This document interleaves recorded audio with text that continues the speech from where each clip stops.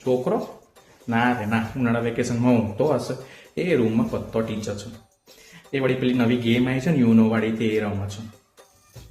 મને શીખવાડી હતી ને થોડી ઘણી, પણ મને તો કોઈ એટલી ખબર ન પડી એમાં વળી એક બાજુ ઓમ ચાલતું હોય ને પાછું ઓમ થઈ જાય.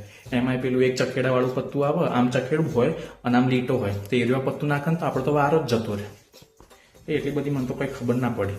એમાંય છેલ્લે તો પેલું 2 પત્તો વધ્યો હોય ને તો એમાં એક નેચર નાખવાનું અને એક આપણા હાથમાં હોય એ વખતે યુનો બોલવાનું. તે તો માટે તો ભૂલાઈ જ જાય, મને તો યાદ જ નહીં રહેતું. અને આમાં પાછી અલગ અલગ ટાઈપની હોય છે.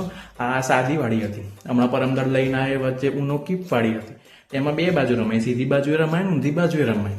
એ તો આ માંડ ખબર પડી હોય ને પછી બીજી લઈને આવ્યો. અને પાછી હમણાં આજ સવારે લઈને આવ્યો તો એ પેલી હતી વળી ઉનો ફાર્મસી વાળી.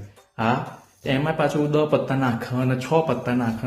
પણ એક વસ્તુ સારું કે આપણી જોડે 25 પત્તા થઈ જાય ને એટલે આપણે હારી ગયા, આપણે ઊભું થઈ જવાનું. આમ તો આપણને આટલી બધી કંઈ ખબર ન પડે, પણ આ તો બધા છોકરો રમતો હોય એટલે આપણે રમી લઈએ. એ છોકરો ખુશ થાય.